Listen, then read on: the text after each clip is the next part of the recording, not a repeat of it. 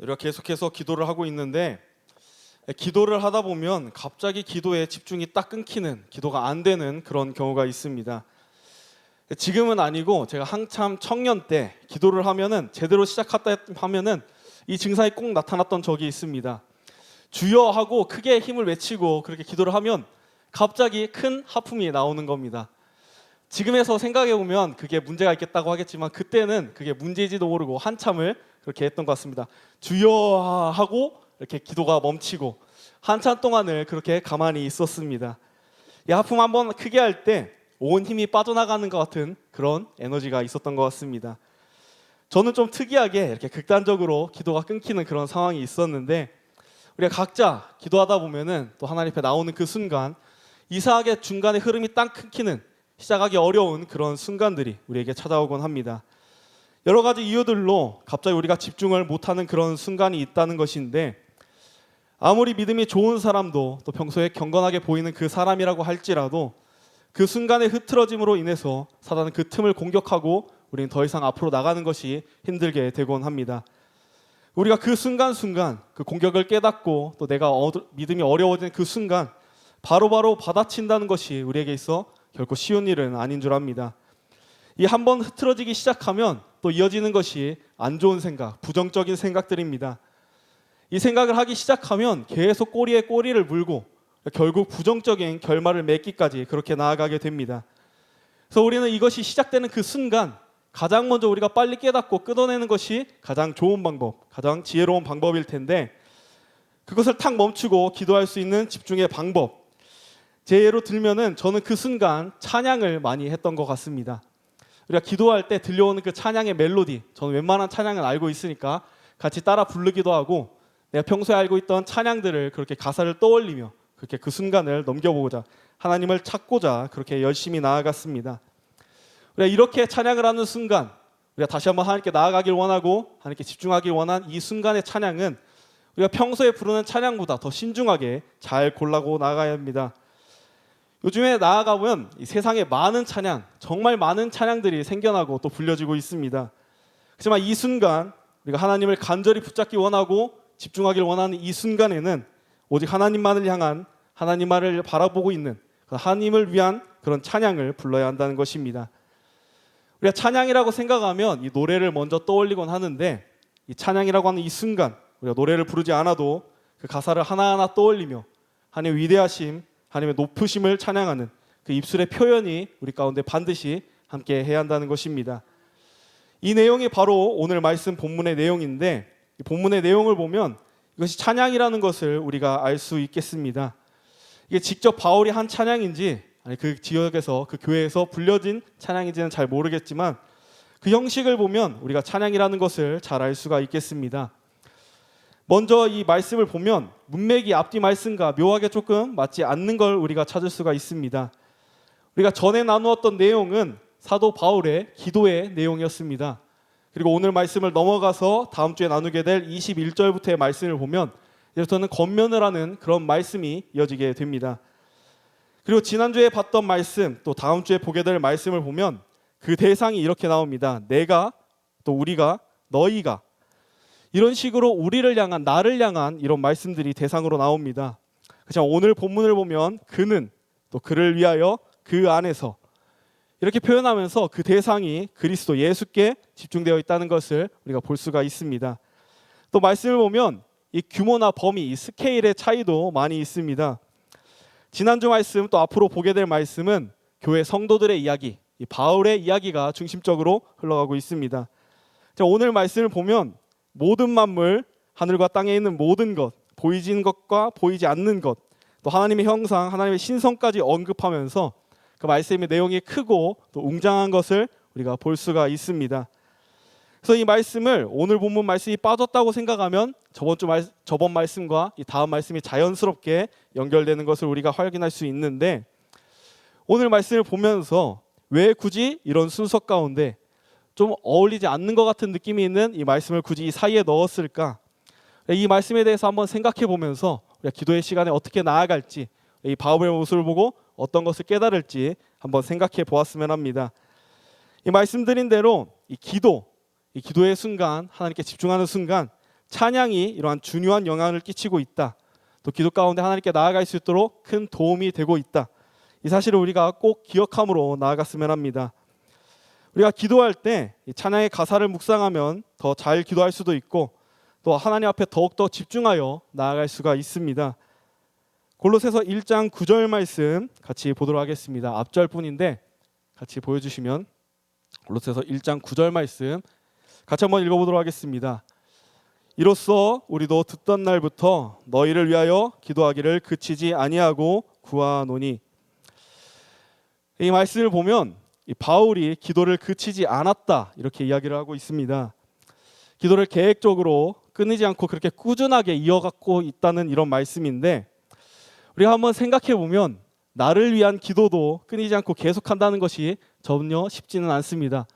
혹시 작전기도 이런 거 해보셨는지 모르겠는데 저도 이 100일 작전기다라고 해서 몇 번을 해봤는데 이 100일을 채우는 것마저도 그렇게 쉽지 않다는 것을 많이 느끼곤 했습니다. 이렇게 나를 위한 기도도 나만을 위한 기도도 끝이지 않고 그렇게 계속해서 한다는 것은 쉽지 않은 일인데, 이 바울을 보면 남을 위해 심지도 보지도 못한 이 사람들을 위해 계속해서 기도를 이어갔다 이렇게 이야기를 합니다. 내 노력, 내 의지가 아무리 강하다고 해도 이 힘만으로는 절대 해결할 수 없는, 진행할 수 없는 그 영역의 이야기입니다. 그렇다면 이 바울이 그치지 않고 계속 기도할 수 있었던 이 힘은 무엇일까? 그 마음 가운데 흔들리지 않고 끝까지 일관적으로 하나님의 힘을 구할 수 있었던 이 말의 능력은 무엇일까? 그 내용이 바로 오늘 본문을 통해 확인할 수가 있겠습니다. 우리의 모든 기도의 순간, 그 중에 특별히 그치지 않는 기도의 순간, 더 특별한 그치지 않는 우리가 간절히 구하는 그 기도의 순간에는 그 기도의 대상이신 하나님을 절대 놓쳐서는 안 된다는 것입니다.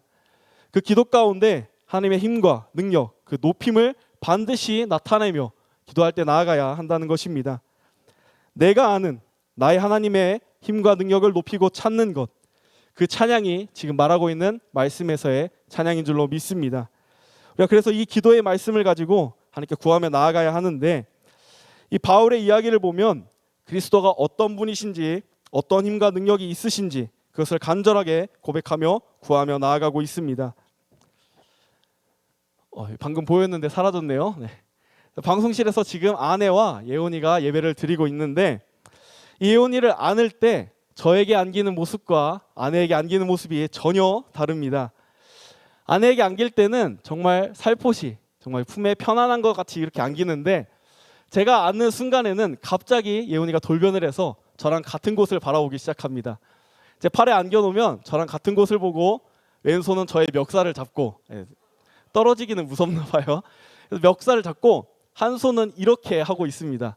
그러면서 뭘 하냐면 자기가 원하는 대로 데려가 달라고 계속해서 손가락질하고 그것으로 움직여 달라고 합니다. 또 집에 보면 거실 한가운데 시계를 높이 걸어 두었는데, 엄마한테 물어보니까 엄마랑 있을 때는 그 시계를 만지게 해달라고 한 번도 그렇게 표시를 한 적이 없다고 합니다. 근데 제가 예원이를 안고 집에서 그 거실을 가니면 한순간도 빠지지 않고 그 거울에 손을 대게 해달라고 그 손을 시계를 향해서 이렇게 가리키고, 안 가면 울고 떼쓰고 저의 멱살을 더 세게 잡고 흔들곤 합니다. 그러면서 옹알이를 하면서 별 짜증을 다 내고, 안 보이죠? 네, 짜증을 내곤 하는데, 이 예원이가 생각할 때도 아빠는 안아서 자기를 가고 싶은 대로 데려다 주는 사람, 높이까지 만질 수 있게 해주는 사람, 그 와중에 안전하게 멱살만 잡아도 떨어지지 않게 해줄 그런 사람, 이렇게 저의 힘과 능력을 분명하게 알고 있는 것 같습니다. 엄마는 아무리 그렇게 해봐야 안 된다는 것을 알기 때문에 제가 있을 때만 저에게만 특별하게 그렇게 찾곤 하는 것 같은데, 예원이도 저 아빠의 힘을 알고 그 상황에 맞는 아빠의 힘을 찾곤 합니다. 예원이가 저한테 그렇게 할 수 있는 것은 몇 번의 그 경험을 통해서 아는 만큼, 느낀 만큼, 체험한 만큼 저를 구할 때 불안하지 않고 그렇게 확신을 가지고 믿음 가운데 저에게 그렇게 구하는 걸로 알고 있습니다. 우리가 하나님을 찾을 때, 하나님 앞에 나아갈 때 이런 모습으로 나아갔으면 합니다. 하나님을 아는 것, 여기서 멈추지 않고 하나님을 느끼고 체험한 것, 확실한 믿음을 가지고 하나님 앞에 구하며 나아갈 때 하나님께서 반드시 함께 하시고 우리를 이루어 가신다는 것입니다. 그 하나님의 높으심, 하나님의 위대하심을 높이는 것이 오늘 말씀에서 말하고 있는 이 찬양의 이야기인 것입니다. 우리가 이 찬양을 통해서 다시 한번 하나님께 영광 돌리고 하나님을 높이고 하나님의 그 위대하심을 온전히 찬양하는 우리 기도의 모습이 되었으면 합니다. 우리가 이렇게 구하며 나아갈 때 우리 기도할 때뿐만 아니라 우리 삶의 모든 순간순간 걸음걸음마다 이 방향을 잃지 않고 일관되고 안전하게 그리스도인으로서 하나님께 나아가게 될 줄로 믿습니다. 우리에게 힘이 되고 능력을 가지고 승리할 수 있는 이 비결이 바로 여기에 있다는 것을 꼭 기억했으면 합니다. 우리가 기도의 순간 하나님의 위대하심, 높이심을 꼭 구하며 나아가자고 했는데 오늘 말씀을 보면서 바울은 어떤 하나님을 찾고 있는지, 어떤 능력과 어떤 힘을 의지하고 있는지 한번 말씀을 살펴보면서 이야기해 보도록 하겠습니다. 15절 말씀 같이 한번 읽어보도록 하겠습니다. 그는 보이지 아니하는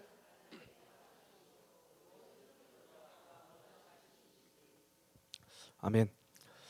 짧은 이 말에도 굉장히 많은 중요한 이야기들이 의미가 담겨 있습니다. 그 중에서도 먼저 그리스도는 보이지 않는 하나님의 형상이시다. 요한복음 1장 18절 말씀인데 앞에 보면서 같이 한번 또 읽어보도록 하겠습니다. 본래 하나님을 본 사람이 없으되 아버지 품속에 있는 독생하신 하나님이 나타내셨느니라. 아멘. 네, 하나님을 표현하기를 본 사람이 없다 이렇게 말씀에 이야기를 했습니다. 그러면서 아버지 품속에 있는 독생자 바로 예수 그리스도가 하나님을 나타냈다. 또 이어서 말씀에서는 이야기를 하는데 우리가 잘 알듯이 모세가 하나님의 영광을 보이소서 하나님을 보길 원합니다 이렇게 구한 적이 있습니다. 그때 하나님께서 너는 나를 볼 수 없다. 나를 보면 살 자가 없겠다. 이렇게 말씀을 하셨습니다. 하나님을 볼 수도 없고 하나님을 본 사람도 없다는 것인데 말씀을 보면 그 보이지 않는 하나님을 나타내셨다. 보여주셨다. 이렇게 말씀을 하고 있습니다. 누가 그랬냐면 독생하신 하나님 바로 예수 그리스도가 그렇게 나타내셨다. 이야기를 하고 있는 것입니다. 우리는 예수 그리스도를 통해서 보이지 않는 하나님을 볼 수 있게 되었습니다. 왜 그러냐면 말씀처럼 하나님의 형상 그분이 바로 예수님이 때문입니다. 그래서 우리가 다시 한번 생각해 보면 하는데 잘 생각해 보면 하나님의 형상으로 만들어진 존재가 또 있습니다. 여기 모인 우리 바로 사람이 하나님께서 만드신 형상인데 왜 예수 그리스도에게만 이 보이지 않는 하나님의 형상이다 이렇게 표현을 하셨을까? 히브리서 1장 3절 말씀을 보면 우리가 확인할 수 있습니다. 말씀 보여주시면 또 같이 한번 읽어보겠습니다. 이는 하나님의 영광의 광채시요 그 본체의 형상이시라. 죄를 정결하게 하는 일을 하시고 높은 곳에 계신 지극히 크신 이의 우편에 앉으셨느니라. 아멘. 똑같이 하나님의 형상이지만 그 앞에 다른 설명, 추가적인 설명이 더 나와 있습니다. 하나님의 영광의 광채시다. 이 마태복음 말씀을 보면 빛이 되어서 세상을 밝혀라 이런 말씀 우리가 너무나도 잘 알고 있는 말씀입니다. 저도 학교 다닐 때 세상의 빛을 정말 제대로 밝힌 적이 있는데 이 학교 교실 뒤편을 한번 생각해 보시면 꼭 붙어있던 큰 거울이 하나가 있었을 것입니다. 이 거울을 햇빛을 잘 조절하면 반대편 건물에 그 햇빛을 쏠 수가 있었습니다. 이 비추는 걸 많이 했던 것 같은데 또 지나가는 길거리의 친구들을 향해서도 이 빛을 거울로 반사해서 비춘 생각이 나는데 분명히 그 아는 친구들에게만 했고 반대편 건물에서도 똑같이 비춰주곤 해서 절대 나쁜 일은 아니었지만 이 거울에 빛을 반사하면 그 빛이 비춰지는 것처럼 이 햇빛의 방향을 잘 받아서 그 거울의 각도를 조절만 하면 그 부분은 그 빛이 비춰진 부분은 밝게 환해지는 것을 우리가 알 수 있습니다. 사람은 하나님의 형상이긴 하지만 하나님의 영광을 스스로 낼 수는 없기 때문에 우리는 이처럼 거울처럼 빛을 비추는 것밖에 할 수가 없습니다. 우리 하나님께로부터 받은 그 하나님의 영광을 비추어 전달할 뿐이라는 것입니다. 자, 이 말씀을 보면 말씀에서는 예수님은 하나님의 영광 그 자체시다 이렇게 이야기를 했습니다. 이 거울이 빛을 반사하는 것처럼 반사하는 빛이 아니라 그 자체가 빛을 내는 빛의 광채 그 빛 자체라는 것입니다. 하나님의 영광을 나타낼 수 있는 하나님의 영광 자체가 바로 예수님 자신이라는 것인데 골로새서 2장 9절 말씀 또 이어서 같이 보도록 하겠습니다. 그 안에는 신성의 모든 충만이 육체로 거하시고, 그 빛을 비추시는 광채 자체이신 예수 그리스도가 그 안에 신성의 모든 충만한 것까지 있다, 이렇게 이야기를 하셨습니다. 그 위대하고 높으신 예수 그리스도가 볼 수 없었던 하나님을 우리에게 볼 수 있도록 그게 역사해 주신 것입니다. 이 무한하신 하나님이신데 우리 가운데 오심으로 유한한 사람으로서 우리가 똑같은 인간의 삶을 사셨습니다. 그러면서 우리 가운데 나를 본 자는 아버지를 본 것과 같다, 이렇게 말씀하시며 그 모든 신성을 우리 가운데 말씀해 주시고 또 나타내 주셨습니다. 바울은 이것, 보이지 않는 하나님의 형상이신 예수님을 찬양하며 예수님을 바라보며 구하며 기도하며 나아가고 있습니다.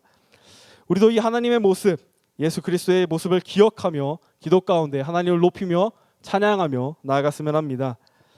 또 다음으로는 골로새서 1장 16절에서 17절까지 말씀인데 한 절씩 같이 교독해 보도록 하겠습니다. 골로새서 1장 16절에서 17절까지 말씀, 제가 읽어보도록 하겠습니다. 만물이 그에게서 창조되되 하늘과 땅에서 보이는 것들과 보이지 않는 것들과 혹은 왕권들이나 주권들이나 통치자들이나 권세들이나 만물이 다 그로 말미암고 그를 위하여 창조되었고, 또한 그가 만물보다 먼저 계시고 만물이 그 안에 함께 섰느니라. 아멘. 이 말씀을 보면 그에게서 또 그로 말미암아 그를 위하여 그가 또 그 안에 그 예수 그리스도로 말미암아 창조하셨다, 이렇게 말씀을 하고 있습니다.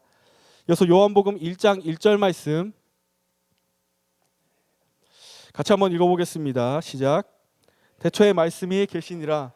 이 말씀이 하나님과 함께 계셨으니 이 말씀은 곧 하나님이시라. 아멘. 이 하나님과 함께 계셨던 말씀, 곧 하나님이라고 하는 이 말씀이신 예수 그리스도께서 만물을 창조하셨다, 이렇게 이야기를 했습니다. 하지만 이 예수님께서는 단순히 이 세상을 창조하신 것만으로 끝내시지 않았습니다. 골로새서 1장 15절 말씀,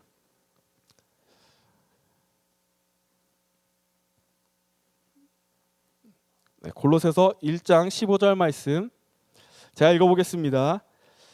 그는 보이지 아니하는 하나님의 형상이시요 모든 피조물보다 먼저 나신 이시니, 단순히 창조한 것으로 끝나신 것이 아니라 피조물보다 먼저 나셨다, 그분이 예수 그리스도다, 이렇게 이야기를 하셨습니다. 또 방금 읽은 말씀 1장 17절 18절 말씀처럼 모든 만물의 으뜸이시면서 만물보다 먼저 계신다, 이렇게 이야기를 하고 계십니다. 우리가 이 말들을 가지고 생각해 보자면 예수님께서는 단순히 창조하고 마신 것이 아니라 그 만물 가운데 함께 거하시고 계신다는 것입니다. 예수님은 만물의 창조자이시면서 우리 가운데, 이 세상 가운데 함께 속해 계신다는 것입니다. 모든 것을 가능하신, 모든 것 위에 계신 그 하나님의 그 본체시지만 예수 그리스도를 통해 우리 가운데 함께 거하심으로, 우리 가운데 인도하심으로 우리를 함께 하고 계신다는 것입니다. 이 말씀을 보면 그렇기 때문에 이 세상은 결국 예수 그리스도가 계시는 곳, 예수 그리스도의 거처가 된다는 것인데, 하나님은 이 거처가 필요하시지 않으시지만 예수님은 사람과 같은 인성을 가지고 우리 가운데 오셨기 때문에 이 거처가 반드시 필요합니다. 그렇기 때문에 오히려 예수님께서는 이 만물을 회복시키실 수도 있고 이 가운데서 우리를 구원하실 수도 있는 것인데, 요한계시록 5장 13절 말씀,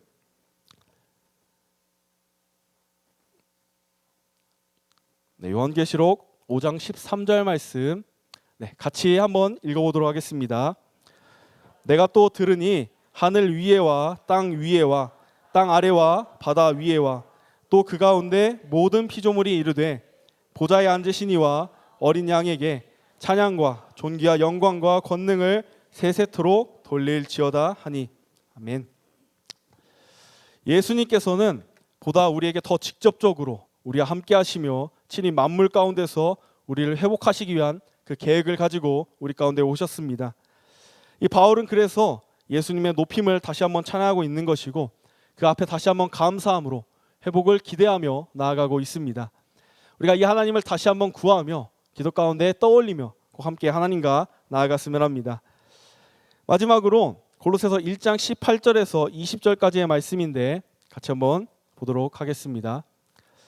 그는 몸인 교회의 머리시라. 그가 근본이시요 죽은 자들 가운데서 먼저 나신 이시니 이는 친히 만물의 으뜸이 되려 하심이요 아버지께서는 모든 충만으로 예수 안에 거하게 하시고 그의 십자가의 피로 화평을 이루사 만물 곧 땅에 있는 것들이나 하늘에 있는 것들이 그로 말미암아 자기와 화목하게 되기를 기뻐하심이라. 아멘. 이 말씀은 이 교회와 예수님의 관계에 대해서 설명을 하고 있습니다. 교회는 몸으로, 예수님은 머리로 이렇게 한 몸이 되어 움직여야 한다는 말씀인데, 이 교회가 예수 그리스도의 머리를 가지고 움직여야 한다. 이 말을 우리가 말씀을 통해 살펴보자면 하나님과 함께 화목하기를 기대하고 계신다는 것입니다. 하나님께서는 우리와 화목하기를 기다리고 계신다는 것인데, 예수님께서 화목 제물로서 그렇게 십자가에 죽으심으로 우리는 하나님과 화목할 수 있게 되는 그런 기회를 얻게 되었습니다. 예수님이 십자가에 죽으심으로 이 죄에 대한 하나님의 분노, 진노, 형벌, 또 심판, 이 모든 것들이 해결되어짐으로 우리를 사랑하는 자녀로서 이렇게 부르시고 안아주고 계십니다. 하나님께서는 더 나아가 우리가 여전히 죄 가운데 있지만 하나님을 믿기만 하면 그 믿음을 통하여서 우리를 의롭다 여겨주시겠다, 감사하게 우리 가운데 이야기를 해주셨습니다. 이렇게 우리를 사랑하시며 그 은혜 가운데 하나님의 사랑하는 자녀로서 우리를 부르시고 계신다는 것입니다. 이 말도 안 되는 일이 우리가 원해서가 아니라 하나님께서 우리를 향하신 그 방향 가운데 하나님의 뜻대로 우리에게 임하고 있습니다. 이 말도 안 되는 것이 하나님의 은혜로서 가능하게 되었다는 것인데, 로마서 5장 1절 말씀 같이 보도록 하겠습니다. 로마서 5장 1절 말씀 같이 한번 읽어보도록 하겠습니다. 그러므로 우리가 믿음으로 의롭다 하심을 받았으니 우리 주 예수 그리스도로 말미암아 하나님과 화평을 누리자. 아멘. 그 하나님의 일방적인 화목하게 하심을 통해서 우리가 그 화목으로 나아갈 수 있게 되었다고 하는데, 방금 이 말씀 우리가 다시 한번 확인을 하면서 나아갈 때 우리는 다시 한번 하나님께 은혜로서 감사함으로써 나아갔으면 합니다. 이 감사한 것으로 그치는 것이 아니라 이 화목함 가운데 하나님과 꼭 화평을 누리는 우리의 모습이 되었으면 합니다. 하나님과 화평하게 됨으로, 화목하게 됨으로 우리가 그 누리는 것을 샬롬이라고 하는데, 우리가 모두에게 바라보며 샬롬, 인사를 자유롭게 할 수 있는 우리의 모습이 되었으면 합니다. 우리가 이 감사함을 가지고 이제는 우리 쪽에서 하나님을 향해, 하나님을 향한 방향으로 나아가야 하는데, 우리가 하나님과 어떠한 친밀한 관계를 가지게 될 수 있을까? 어떻게 하나님을 구하며 하나님의 사랑을 다시 한번 올려드리며 하나님을 향해 나아갈 수 있을까? 우리가 이 사실을 꼭 기억하며 나아갔으면 합니다. 그러기 위해서 이 화평과 화목의 순서, 또 교회를 향하신 말씀을 통해서 우리가 꼭 확인을 해야 되는데, 화평하게 되어서 화목하게 되는 것인가, 화목하게 되어서 화평하게 되는 것인가, 우리 한번 생각해 보았으면 합니다. 하나님께서 우리에게 일방적으로 화목해 하셨기 때문에 우리는 그 안에서 화평할 수 있게 되었습니다. 우리는 이 감사한 은혜를 꼭 품고 하나님께 나아갔으면 합니다. 우리가 이 말씀 가운데 다시 한번 오늘 말씀을 보면서 어떻게 나아가야 되는지 생각해 보겠습니다. 골로새서 1장 20절 말씀, 골로새서 1장 20절 말씀 같이 한번 읽어보도록 하겠습니다. 시작. 그의 십자가의 피로 화평을 이루사 만물 곧 땅에 있는 것들이나 하늘에 있는 것들이 그로 말미암아 자기와 화목하게 되기를 기뻐하시니라. 아멘.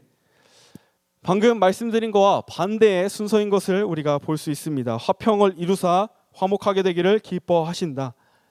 다른 말씀에서는 화목이 먼저 나오고 우리가 그 가운데 화평을 이룰 수 있다고 하셨는데, 이 말씀에서는 화평을 이루사 화목하게 되기를 기뻐하신다, 이렇게 반대로 이야기를 하고 계십니다. 이렇게 반대로 이야기하고 계신 것은 특별히 이 말씀이 하나님께서 우리를 화목하게 하시고 그 화평을 누리는 순서 가운데서 교회로서 하나님을 머리에 두고 어떻게 움직여갈 것인지 우리에게 설명해 주시기 위해 이렇게 말씀을 해주고 계십니다. 우리는 이미 십자가의 피로써 죄가 해결됐고 하나님과 화평한 상태가 된 사람들인 줄로 믿습니다. 우리는 이 사실을 분명히 가지고 있고 이것을 다시 한번 짊어지고 하나님의 복음의 말씀을 가지고 만물이 화목할 수 있도록 나아가야 한다는 것입니다. 이 말씀처럼 우리는 하나님을 위해, 하나님 화평 가운데 나아가는 우리의 모습이 되어야 한다는 것입니다. 우리가 이것이 몸된 교회로서 하나님의 귀하신 사명을 감당하는 역할의 모습이 되어야 한다는 것입니다. 우리가 이 모습을 가지고 다시 한번 하나님의 힘을 가지고 이 복음의 능력을 가지고 하나님 앞에 세상 가운데 나아갔으면 합니다. 하나님께서 그의 십자가의 피로 화평하게 이루는 일은 너희가 해라. 너희를 통해 복음을 통해서 내가 그 일을 이루어 가겠다. 우리에게 이렇게 말씀해 주셨습니다. 우리가 그 하나님의 말씀을 의지하면서 다시 한번 하나님을 찾고 하나님 앞에 감사함으로 나아갔으면 합니다. 그 힘과 능력을 우리에게 분명히 더하심으로 반드시 세상 가운데 복의 능력으로 승리하게 하실 줄 믿습니다. 오늘 말씀을 다시 한번 정리해 보자면 오늘 말씀은 바울의 찬양의 내용들, 찬양하면서 나오는 하나님의 감사함, 힘과 능력의 이야기였습니다. 예수님은 보이지 않는 하나님의 형상이시다. 예수님은 만물의 창조자이시다. 예수님께서 교회의 머리가 되심으로 우리는 예수님의 몸으로서 나아가야 한다. 이 찬양의 가사처럼 바울의 고백처럼 이 말씀이 우리 가운데 반드시 함께 있기를 바라겠습니다. 기도하다가 멈춰버리는 그 순간, 우리의 믿음의 걸음이 멈추게 되는 그 순간, 우리는 나의 힘, 내 능력을 찾을 것이 아니라 다시 한번 하나님을 높임으로 하나님의 모든 위대하심과 하나님의 능력을 찬양함으로 나아가는 우리의 삶이 되시기를 바랍니다. 우리가 그러기 위해서 꼭 예수님을 알아야 한다는 것을 기억했으면 합니다.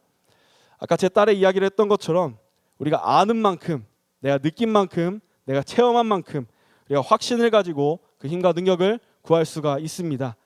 이 사실을 가지고 하나님을 알아가는 것에, 하나님을 체험하는 것에, 그 능력을 경험하는 것에 우리 모든 것을 집중해서 나아갔으면 합니다. 우리가 그렇게 하나님만을 구하며 나아갈 때 내 유익을 위한 길이 아니라 예수 그리스도와 함께하는 그 길을 구하며 나아갈 때 하나님께서 우리를 가장 선한 길, 아름다우게 행복한 길, 중요한 생명의 길, 승리의 길까지 인도하실 줄로 믿습니다. 빌립보서 3장 8절 말씀 보도록 하겠습니다. 같이 한번 읽어보도록 하겠습니다. 또한 모든 것을 해로 여김은 내 주 그리스도 예수를 아는 지식이 가장 고상하기 때문이라. 내가 그를 위하여 모든 것을 잃어버리고 배설물로 여김은 그리스도를 얻고. 아멘. 이 바울이 이렇게 말한 것은 실제 그 성경 지식이 부족해서 이렇게 표현한 것이 아닌 줄로 압니다. 우리의 지식을 넘어 다시 한번 깊은 묵상 가운데 깊은 하나님을 체험하는 깊은 믿음이 꼭 있기를 바랍니다. 이 말씀이 나에게 어떤 의미가 있을까? 나에게 하나님이 어떤 능력을 함께 하실까? 그 깊은 묵상 가운데 하나님을 꼭 알아가고 체험하고 우리 삶으로 소화해내는 우리의 모습이 되기를 바라겠습니다. 예수님을 주로 인정하고 고백하고 또 순종함으로 또 예수님만을 높여드리는 우리의 모든 모습이 되시기를 바랍니다. 기도도 예배도 우리의 삶 모든 순간 가운데 우리가 순간 막히게 되는 그 탁하고 걸리는 그 순간 하나님을 높이는, 하나님을 가장 먼저 떠올리는 우리의 믿음의 모습이 되시기를 바랍니다. 그 가운데 반드시 함께 하심으로 우리를 선한 길, 복된 길, 승리의 길로 인도하실 줄로 믿습니다. 하나님을 반드시 찾기를 바랍니다. 이어서